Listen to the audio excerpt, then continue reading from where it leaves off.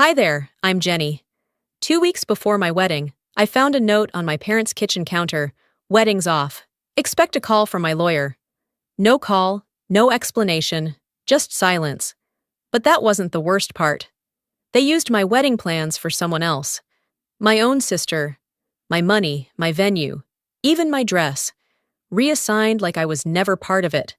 What kind of family does that?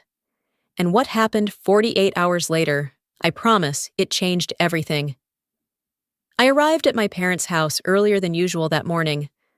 The sun hadn't fully risen yet, casting that soft, dim orange light across the windows of the quiet Charleston neighborhood.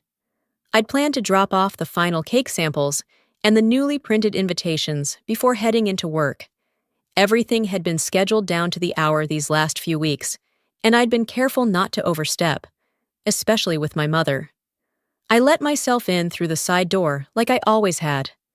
No voices, no faint sound of the television humming in the background, not even the soft clink of my mom's favorite teacup. The house felt still. Then I saw it. A single sheet of paper lay folded in half on the kitchen counter, right where my mother usually left cheerful post-it notes, reminders about flower pickups or seating charts. But this wasn't her usual handwriting. This wasn't blue ink with loopy curves. This was black, sharp, and cold. Wedding's off. Expect a call from my lawyer. That was it. No greeting, no signature, no damn explanation. For a moment, my body just froze. No breath, no movement. My mind went silent, as if it couldn't process the fact that 7 words had just detonated everything I had been planning for the last year. I didn't scream. I didn't cry. I didn't even text my fiancé, Jace. Instead, I picked up my phone and typed one word back to my mother. Understood. I drove home in complete silence. The roads were almost empty, but I couldn't hear the hum of the engine or the soft thuds of tires over pavement. It felt like my body had gone somewhere else and left me behind to deal with the wreckage. I didn't go to work that day. I didn't call anyone. I sat on the edge of my couch, still in my shoes, replaying every conversation from the past month. What had I missed? Was it when I disagreed about the number of guests? Or when I told Karen she couldn't bring a +1 she'd just started dating? No. This wasn't sudden. This wasn't a tantrum. Someone had planned this. By nightfall, I still hadn't heard from them. Not one call. Not even a follow-up to that note. But I got something else. A message from my cousin, Courtney, popped up on my screen. Hey, I think this was meant for someone else, but it showed up in my email. You should see it. Attached was a screenshot of a group chat titled, Monroe Family Wedding Changes. My heart pounded as I scanned the names. Julia, Karen, Lyle. They'd been planning a restructured celebration. The same venue. The same guest list. Just with Karen. Karen, my younger sister, recently engaged, was now the centerpiece of the event that was once mine. The florist's invoice had been updated, replacing my name. The photographer's new draft timeline listed Karen and Zach as the couple. I wasn't just removed. I was replaced. I stared at the screen, reading the same message over and over. Karen had even joked in one message, "At least now the photos will be cute." My mom replied with a heart emoji. My fingers trembled. My vision blurred, not from tears, but from the kind of fury that only comes when someone peels your skin off slowly while smiling to your face. The worst part? I had let them manage the venue. I'd trusted them with the deposits, the accounts, the scheduling, because they were family, because they told me it was easier that way, easier to erase me. I thought back to the time Mom insisted we pick a neutral dress. Something simple, she'd said, so you don't overshadow the room. Or when Dad told me he'd handle the final payment. Don't worry, sweetie, we've got it covered. But this wasn't about cost. It wasn't about preferences or logistics. This was intentional. They didn't just pull the rug out from under me. They'd wrapped me in it and dragged me out the door while replacing me with a smile. And they didn't think I'd fight back. They'd miscalculated, badly. I opened a new folder on my laptop titled, For the Record. Screenshots, receipts, messages. I began dragging everything in, one by one. No one would believe me without proof. But I wasn't doing this to convince anyone. I was doing it to protect myself. From this day forward. Because now I understood something I should have realized a long time ago. They never planned to share the spotlight with me. I was just a filler until someone better came along. As I stared at that digital folder, starting to fill with evidence, my voice came out barely louder than a breath. They think I won't fight. That's the only part they got wrong. I didn't always stay silent. I used to fight back, until they taught me it wasn't worth it. Over the years, I learned that arguing with people who pretended I mattered only when they needed something was like pouring water into a cracked vase. Useless.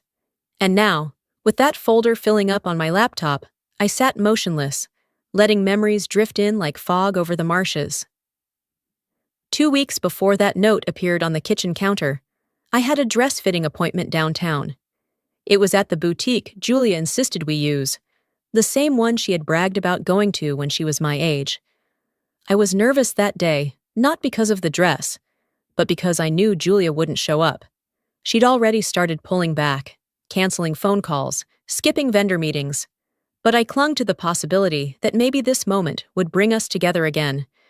She didn't come, but someone else did. Karen. She strolled in late, latte in hand, fake surprised. "Oh, I didn't know you were here today," she said, flashing that rehearsed smile I'd seen her use on waiters and gym trainers. The boutique owner looked confused. "You're not the bride?" Karen laughed like it was all a big mix-up. "Not today," she said. "I was just nearby and thought I'd peek in." She sat on the velvet bench and started scrolling through her phone. I remember standing there, half in my dress, staring at her like she'd just stepped into my reflection. When I walked out of the fitting room to look in the mirror, she snapped a photo. "Lighting is perfect in here," she said, not even asking. I should have walked out then. The next day, the boutique emailed me. "Final adjustments complete per updated measurements. Order ready for pickup under Karen Monroe." They had taken my dress. Not metaphorically, literally. My name wasn't on the invoice anymore. And the boutique said it was per family request. Family. I didn't respond. I just sat at my kitchen table for hours, fingers wrapped around a coffee cup that went cold twice. At some point, I opened the boutique's Instagram out of habit, and there it was. A reel.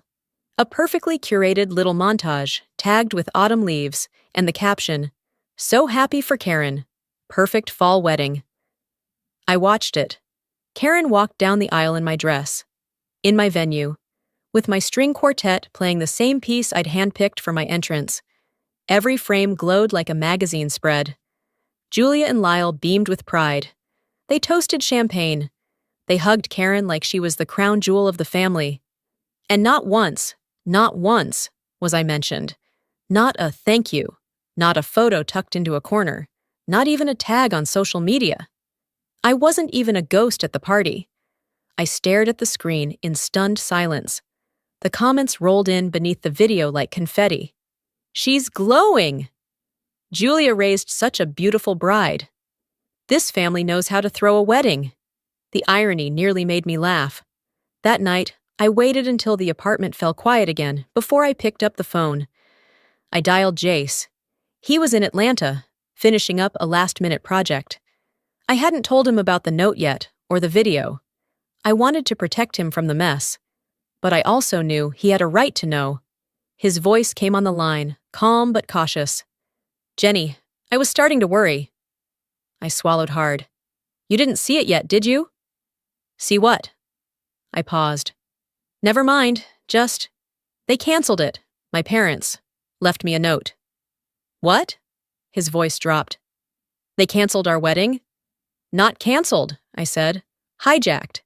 They gave it to Karen." He didn't speak for a moment. Then, evenly, "Do you want to sue them?" I breathed in slowly. "Not yet. But I've started saving everything." There was something about saying it aloud that made it more real. It grounded me. Jace didn't need to say anything else. He just listened. And in that moment, I was grateful for silence that didn't feel like rejection. After we hung up, I sat alone in the living room, Lights dimmed. Just me and the soft blue glow of my laptop. I clicked play on the reel again. Frame by frame, I watched it. Karen twirling on the dance floor in the lace I paid for. Julia holding her hands to her chest, pretending to cry. Lyle clinking glasses with Zach like nothing in the world had ever been complicated. Then came the toast. Julia stood up at the head table, glass raised, camera catching every angle of her glistening eyes. "To the daughter who made the family proud," she said. I hit pause. My finger hovered over the spacebar, but I couldn't press it again. That one sentence echoed louder than the string quartet ever could. I rewound it, listened again. Not a daughter, not our daughters, just the daughter. She was right, though. Karen had made them proud, because she played the game. She kept her mouth shut. She never challenged their decisions. She smiled when they told her who to love, what to wear, where to go. I used to think I was the rebellious one, the disappointment, but maybe all I ever did wrong was try to live a life they couldn't control. I closed the laptop slowly, the faint click of the lid settling into silence. "They think they erased me," I whispered, "but I'm the only one who remembers everything." My laptop stayed closed on the kitchen table long after the screen went black. I sat still, surrounded by silence that didn't feel peaceful anymore. It felt loaded, like the kind of silence that waits to see if you'll finally snap.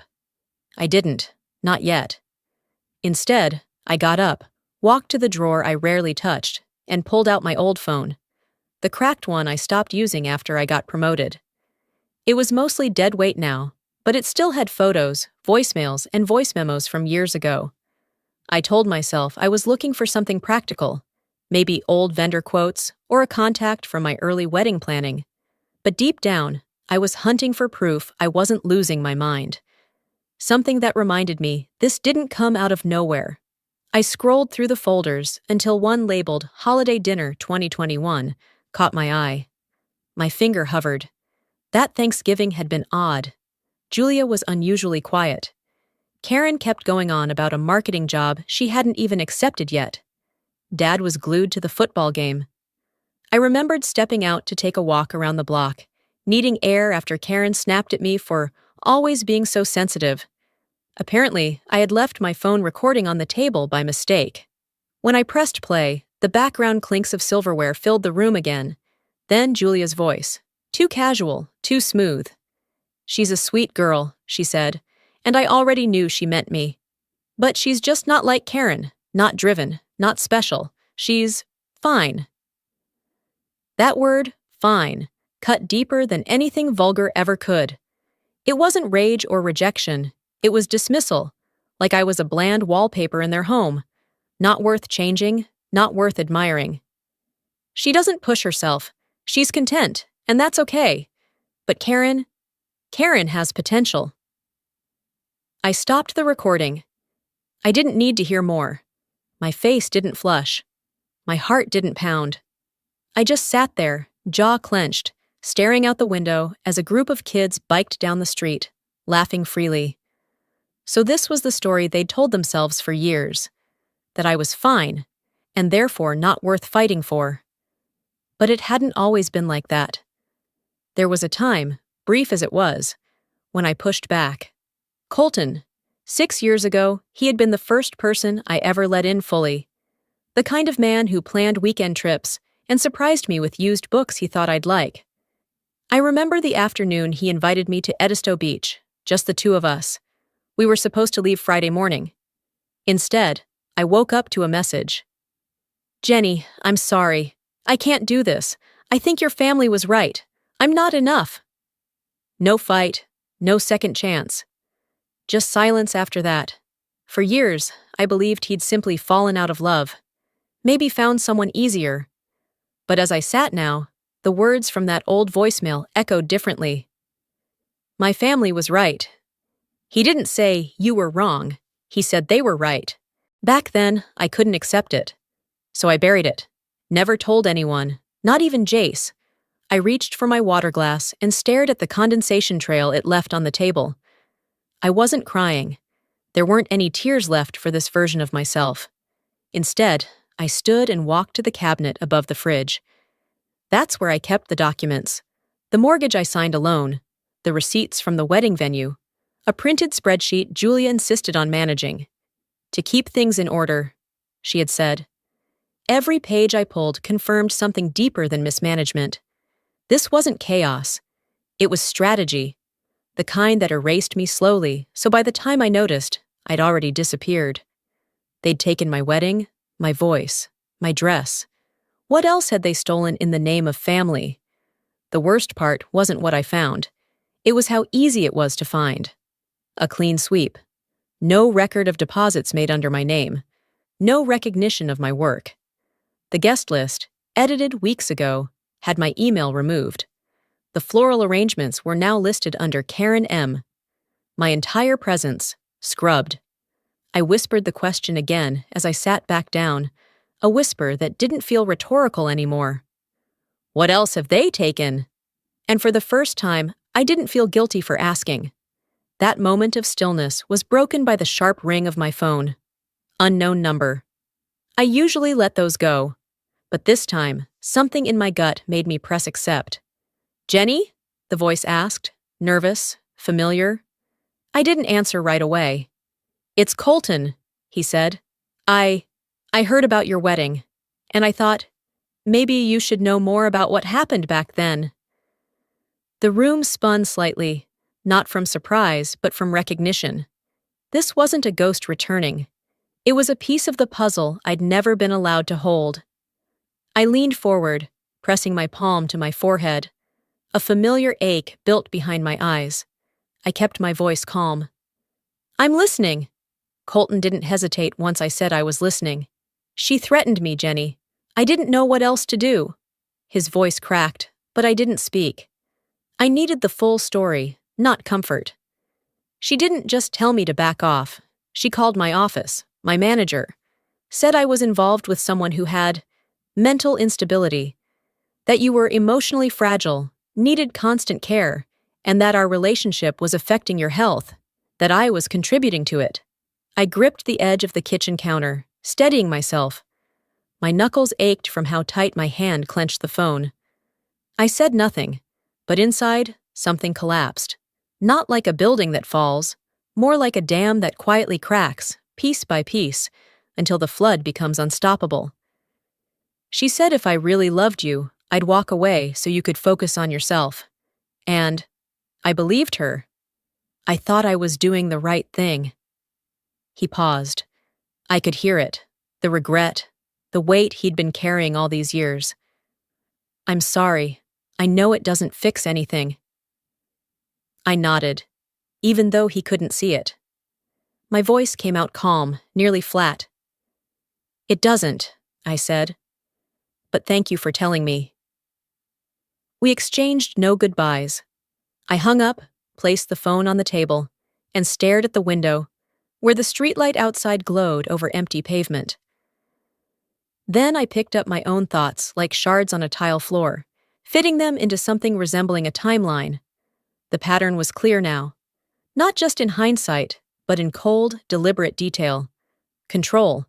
Julia didn't just block my path, she bulldozed it and then told me I had no sense of direction. The next morning, I sat at the kitchen table with my coffee going cold. My fingers hovered over Jace's contact. He hadn't reached out in days, and I'd been grateful for the space. But now, I needed answers only he could give.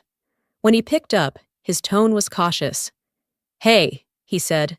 I need you to be honest with me, I said, and I need you to do it now.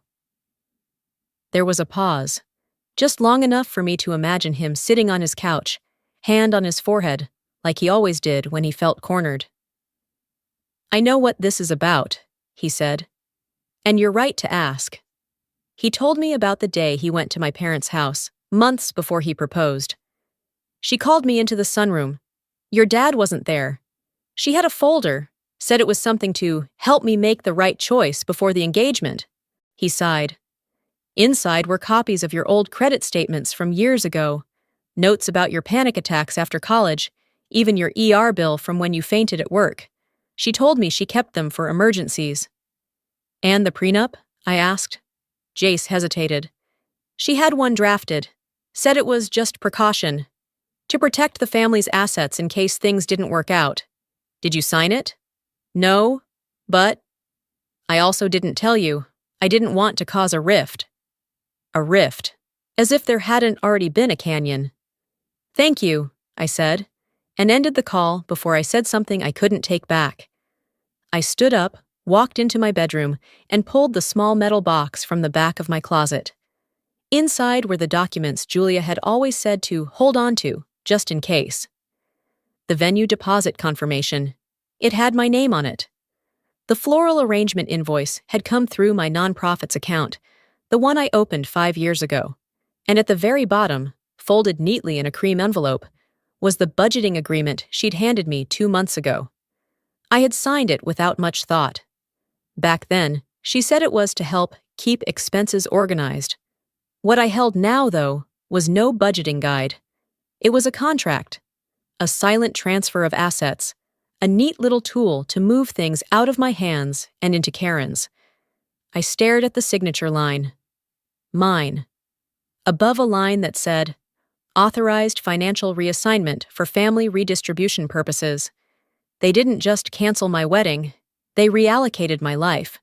I returned to the living room and dropped the papers on the table. I didn't cry. I didn't scream. But I moved with a new kind of focus, one I hadn't felt in a long time. I opened my laptop, created a new folder, and labeled it Restitution. Then I opened my email. To Julia.Monroe. Subject: This ends now. The body was short, sharp, precise. You've taken enough from me. If you continue, I will take back everything, legally, publicly, permanently. Consider this your last warning. I clicked send. And for the first time in what felt like forever, I felt the knot in my chest loosen. Not because I was done, but because I had finally started. I didn't wait for her reply. I shut the laptop, pushed my chair back, and walked to the window. The sun was beginning to creep over the edge of the rooftops, casting that strange gray-blue light across the empty street outside. The kind of light that feels like a warning. I stood there longer than I meant to, arms folded, heartbeat steady, but hard. I wasn't expecting peace, not from them, not from this. But I thought maybe, just maybe, the silence would last a little longer. It didn't. A buzz from my phone dragged my eyes down to the screen. Notification from Facebook. Karen had posted something. I hesitated, thumb hovering above the screen. Then I tapped. Her post was long, crafted. The kind of message someone spends time rehearsing, not just in writing, but in the mirror, over breakfast, while twisting a wedding ring she didn't earn. She called me unstable, accused me of fabricating stories, of having a long-standing pattern of emotional volatility. She claimed I was undermining the unity of the family and lashing out because I couldn't handle not being the center of attention. Julia had liked the post. Lyle left a heart reaction. My stomach turned, but I didn't cry. I didn't pace or shout or throw the phone like I would have years ago. Instead, I opened my screenshot tool, captured the post, the comments, the timestamps, saved them into the folder titled Restitution. If they thought this would break me, they hadn't been paying attention. I poured myself a cup of coffee, sat at the kitchen table, and stared at the post again, not to read it, but to study the responses. Former family friends chiming in, most of them vague but loaded. So sorry you're going through this, Karen. Or, some people just can't let go of the past. They were trying to shame me into silence, but they didn't realize I had stopped playing their game. I tapped Marla's contact. She answered on the second ring. Jen? Her voice was tight, cautious. Hey, I saw Karen's post. You okay? There was a pause. I saw it, I replied. I was wondering if you'd want to meet up. I could really use a familiar face. Marla inhaled sharply, then exhaled like she was about to deliver news no one wants to say out loud. I don't think that's a good idea, she said. Your mom's. People listen to her, Jenny. She helped my cousin get into that law firm. And after that thing with your aunts, Will, well, I can't risk it. I blinked. No hard feelings, she added quickly. It's just complicated. I thanked her anyway, hung up. And I sat there for a while, letting that moment settle, not as betrayal, but as confirmation. Julia's power didn't stop at the front door. It ran through the veins of this town, like a quiet current no one dared swim against. I took my time that afternoon, did the dishes, cleaned the bathroom, watered the succulents by the windowsill, let the silence stretch, not out of avoidance, but because I needed the space to think without their noise. At dusk, I picked up the phone again. This time, I called Karen. She answered like she'd been expecting it. Finally decided to talk? I'm only going to say this once, I said, keeping my voice low and even. Take down the post. There was a beat of silence, then laughter. Not the amused kind, the mean kind. The kind she used in high school when she knew she had backup. You can't seriously think anyone believes you now, she said. You sound paranoid, just like Mom said. I'm not asking for belief, I said. I'm asking for space. If you keep this up, I won't stay quiet. And I won't just defend myself. I'll dismantle every version of this family you're clinging to. Is that a threat? She snapped. No, I said. That's a boundary. The difference is, I'll keep mine. Whether you keep yours is up to you. I ended the call before she could respond. 2 hours later, as the sky dimmed into a soft purple haze, there was a knock at my door. I wasn't expecting anyone. I checked the peephole. A man in uniform, holding an envelope. Courier delivery for Jenny Monroe.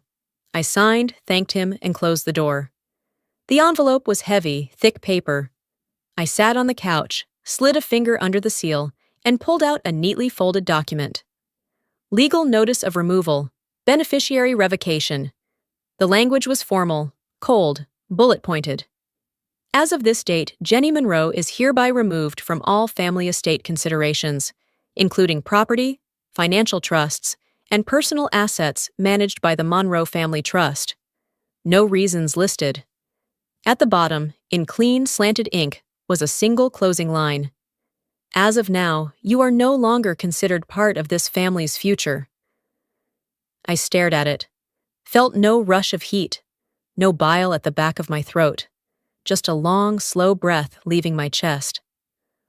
I folded the paper carefully, set it on the table next to the screenshots, then stood up and walked toward my desk.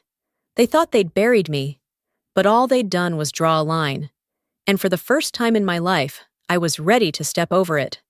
I didn't sit down right away. My legs carried me to the cabinet across the room, the one I'd avoided opening since last winter. On the top shelf, behind a stack of old holiday cards and unopened scented candles, sat a worn black binder and a hard drive labeled Finances Backup. I laid them both on the kitchen table and opened my laptop.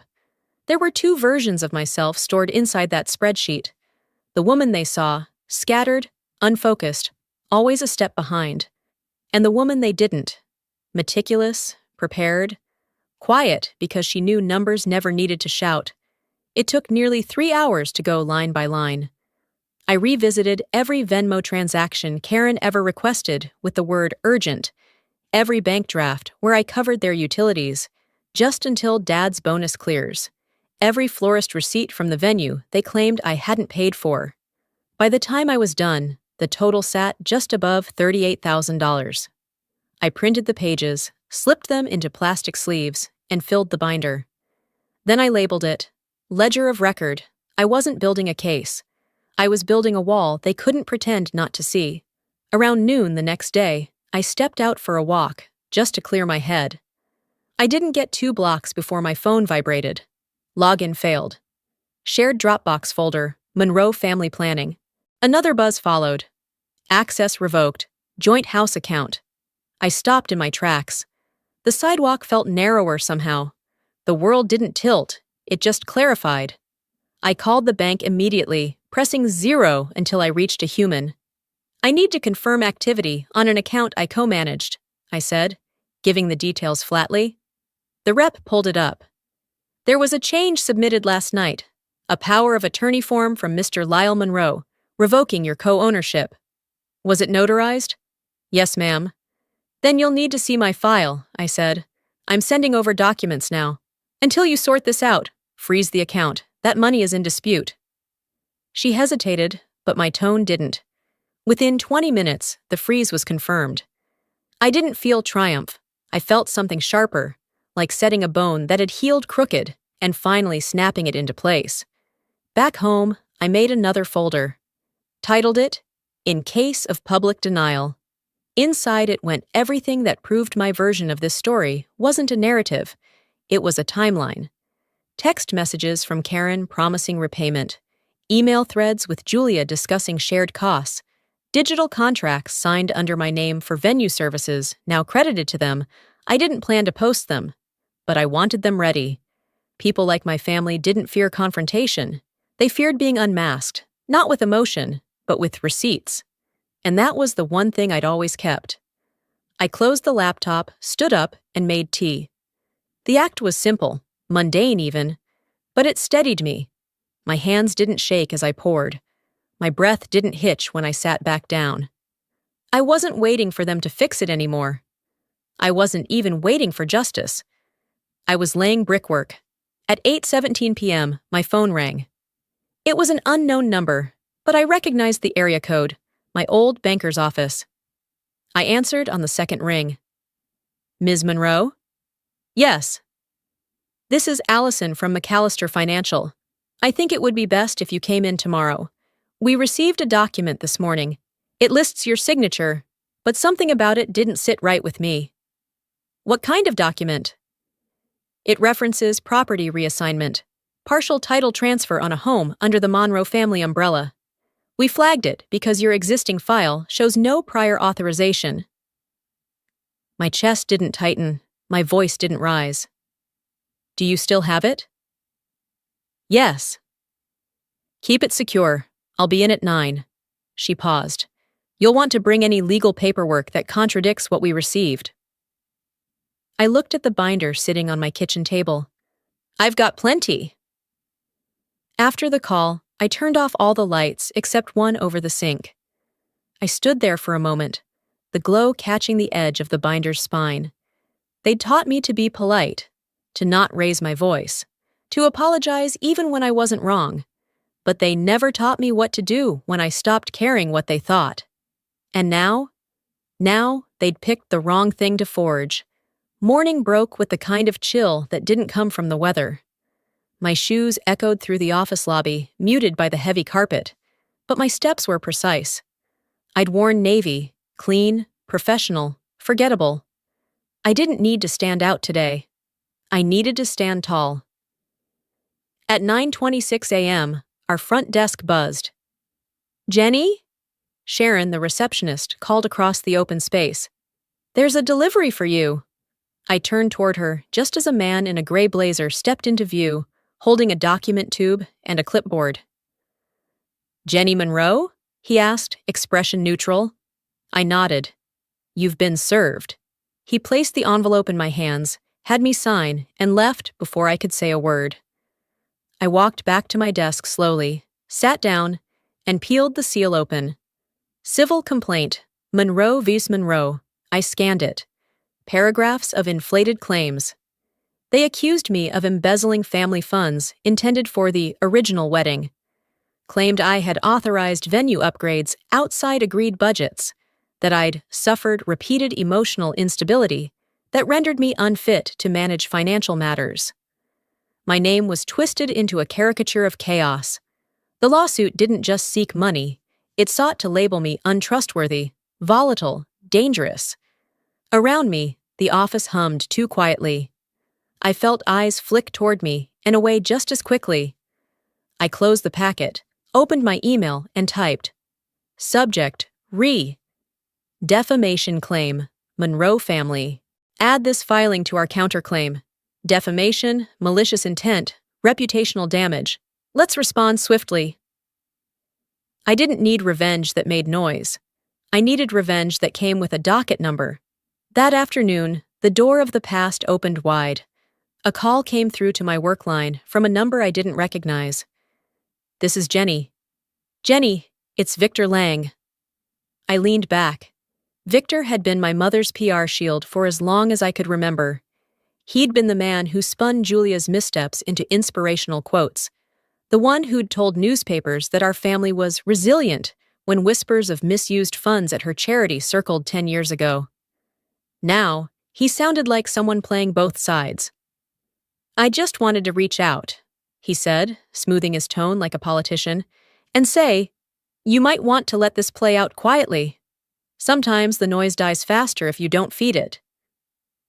"You're worried about Julia's image," I replied. "You should be. It's hanging by a thread, and this time, she's the one who handed me the scissors." There was a pause. A deep inhale.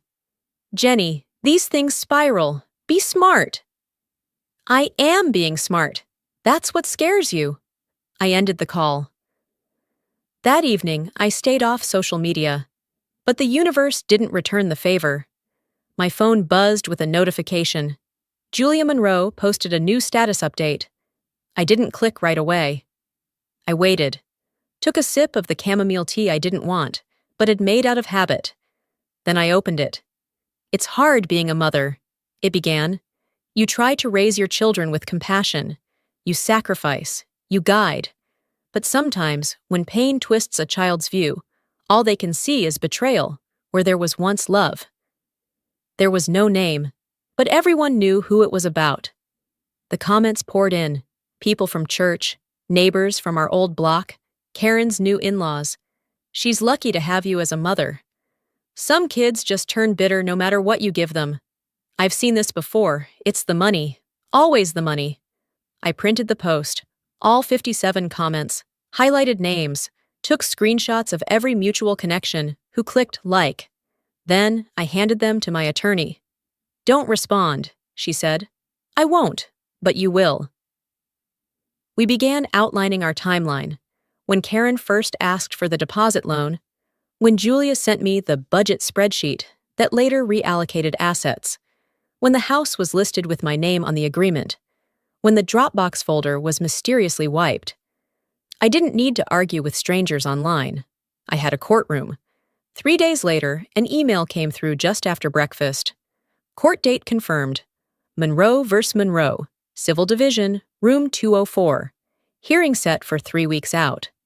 I stared at the date. Then, my reflection in the kitchen window, blurred by the morning haze. They wanted to embarrass me, silence me, redefine me.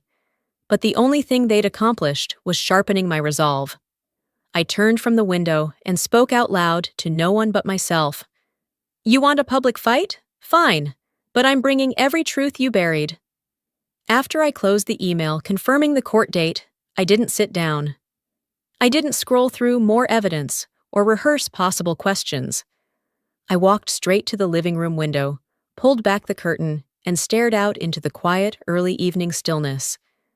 The streetlights flickered on as the sky dimmed, and I stood there in silence, one hand gripping the edge of the curtain, the other resting against my thigh, steady and warm. This was no longer about my wedding. It hadn't been for a while. This was about years of being told what I was allowed to want, and who I was allowed to be. I sat at my desk, opened my laptop, and created a new folder. I titled it simply, Truth. Then I wrote the first post. No preamble, no emotional introduction, just a headline. My name is Jenny Monroe, and here's what they erased. Underneath, I dropped in screenshots, one by one. Bank transfers from my account to Karen's over the past 5 years, labeled venue deposit, catering emergency, travel reimbursement. The agreement my mother had handwritten, initialed JM, with promises to reimburse half the wedding expenses once family stability was achieved. A clipped video, shaky from my phone camera, of Julia sitting in my apartment kitchen last spring. Her voice low, sharp. If you love him, you'll sign it. If you don't, you'll destroy everything we've built for you. Do you want to be another mistake? I added the Venmo trail. The florist invoice with both our names, but only my signature. the guest list with red lines over my friends' names. No commentary, no hashtags, just cold, careful documentation. I hit post and turned off the screen.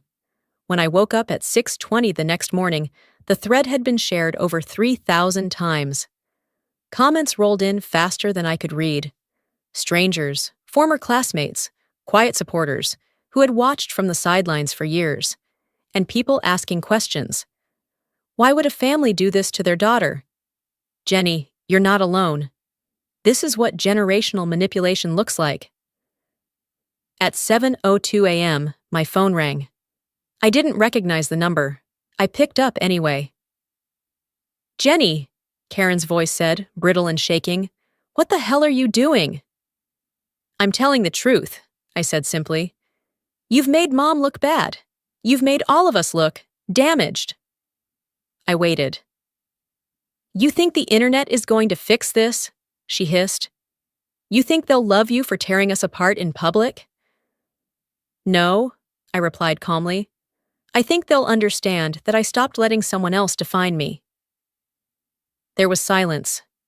Then I added, she tore us apart behind closed doors. I just stopped pretending it didn't happen.